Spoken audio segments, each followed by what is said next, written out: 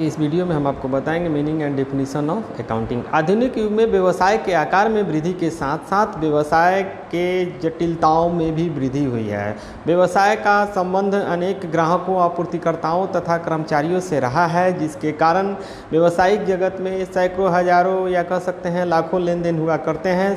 सभी लेन देनों को मौखिक रूप से याद रखना कठिन ही नहीं असंभव है।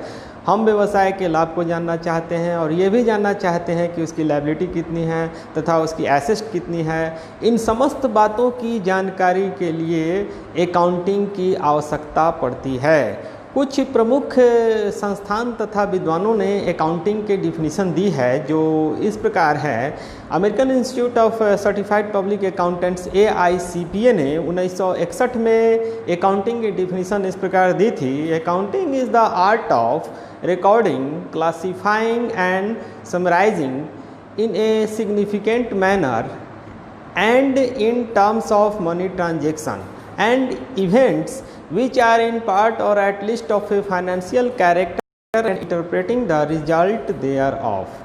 अर्थात लेखांकन सौदों एवं घटनाओं को जो आंशिक रूप में अथवा कम से कम वित्तीय प्रवृत्ति के होते हैं, प्रभावपूर्ण विधि से एवं मौद्रिक रूप में लिखने, वर्गीकृत करने और सारांश में व्यक्त करने तथा उनके परिणामों की व्याख्या करने की कला है।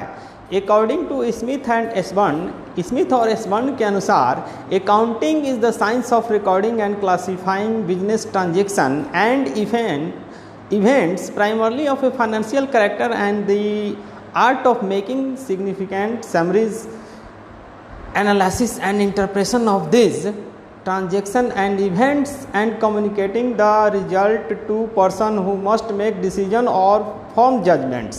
अर्थात लेखांकन मुख्यतः वित्तीय स्वभाव वाले व्यावसायिक व्यवहारों और घटनाओं के लिखने एवं वर्गीकरण करने का विज्ञान है और इन व्यवहारों एवं घटनाओं का महत्वपूर्ण सारांश बनाने, विश्लेषण करने, उनकी व्याख्या करने और परिणामों को उन व्यक्तियों तक संप्रेषित करने की कला है जिन्हें उनके आधार पर निर्णय लेने पड़ते हैं।